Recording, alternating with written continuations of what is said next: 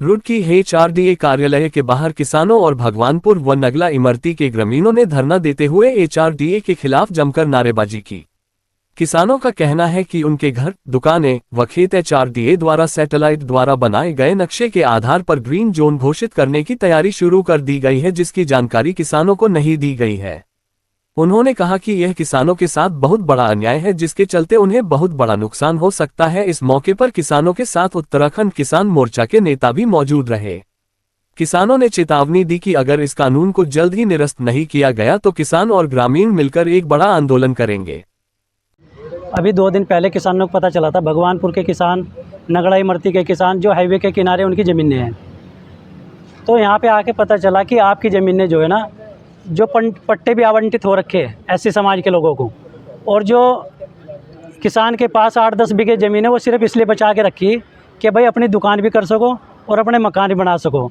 इन्होंने क्या करा, वो ज़मीन जो नाले खाड़ों की दिखा के डंप कर दी कि आप इसमें कभी भी कोई मकान, दुकान या कोई भी निर्माण नहीं कर सकते। उसके बराबर में कॉलोनियाँ हैं। जब भाई कॉलोनियाँ उसमें आपने वो कर दी बनाने के लिए, तो बराबर की ज़मीन आप कैसे दर्शा रहे? वहाँ 20 फुट मिट्टी भी खोदोगे, वहाँ तालाब नहीं दिखाई देने का, वहाँ कोई पानी चलता हुआ नहीं दिखाई देने का। आपने वो दर्शा दी कि इसमें नाली खाड़ों की ज़मीन है। जबकि ये जो सर्वे हुआ, ये तो घर बैठ के इन्होंने नक्शा बना दिया। कोई धरातल पे किसानों से पूछ के कोई नक्शा नहीं बनाया गया। किसी अधिकारी कोई गांव में नहीं आया कि भाई आपकी ज़मीन किस यूज की। चारों तरफ जो ज़मीनें हैं रेजिडेंशियल ज़मीनें हैं, जिन पे मकान बने हुए, कहीं होटल बने हैं, कहीं आपके पेट्रोल पंप है, तो उनके जो थोड़ा से बीच की ज़मीन है उसे आपने एग्रीकल्चर लैंड दिखा दिया। भाई किसान के पास कल को मकान बनाने जाओगे, उसके पास कहाँ से पैसे आओगे इतने जो उसमें तब्दील करा ले? गाँव ऐसे हैं जिन्हें भगवानपुर और नगला इमरती। तो अब एसडीएम साहब यहाँ पे आए थे, क्या कहा उन्होंने आश्वासन दिया जो नक्शा घर बैठ कर बनाया गया या ड्रोन के द्वारा किसी भी तरीके से बनाया गया वो गलत हो। हमारा भी कहना वो गलत हो।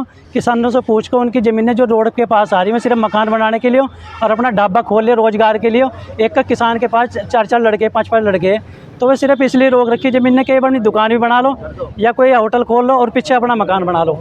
आप उससे कैसे उसे तब्दील कर देंगे किसी भी लैंड के रूप में? कैसे उसे डंप कर देंगे? भाई ये नाली खाड़ों की ज़मीन है। जहाँ आपको जाना चाहिए वहाँ तो जा नहीं रहे, जहाँ कॉलोनियाँ कट रहे हैं वहाँ तो शुल्क ले नहीं रहे, सरकार को दे रहे। वहाँ तो नोटिस के नाम पर चस्पा कर को आ जा, वहाँ कोई कार्रवाई नहीं है। वहाँ से उनसे कोई सरकार को जमा करने के धनराशि नहीं दिवा रहे सरकार को। रेरा से कोई रजिस्ट्रेशन नहीं है उनका।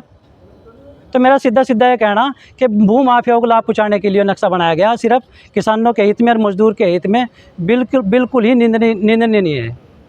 क्या वजह? मास्टर प्लान 2040 के तहत एक नक्शा बनाया गया है जिसमें विभिन्न क्षेत्रों को अलग अलग जोनों में रखा गया है।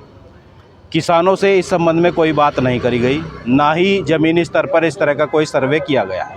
ये एक हवाई सर्वे है और किसानों की मर्जी इसमें नहीं है। किसानों को व्याप्त रोष है। कुछ ज़मीनें ऐसी हैं जिसमें खेती हो रही है, कुछ ज़मीनें ऐसी हैं जो आबादी में हैं, कुछ ज़मीनें जो हाईवे के बहुत पास हैं उनको बहुत दूर दिखाया गया है। तो बहुत सारी त्रुटियां इस सजरे में, इस नक्शे में है, जिसका कई गांवों के किसान यहां पर आकर विरोध कर रहे हैं। और इस विरोध को सुनने के लिए हमारे उत्तराखंड किसान मोर्चा के राष्ट्रीय अध्यक्ष जी भी आए और उप जिलाधिकारी साहब भी आए, जिनको एक ज्ञापन दिया गया और ये जितनी भी त्रुटियां हैं इनको दूर करने की हमारी तरफ से जो है उनको निवेदन किया गया है। और उन्होंने हमें इस बात का आश्वासन भी दिया है कि बहुत जल्द इन त्रुटियों को दूर किया जाएगा।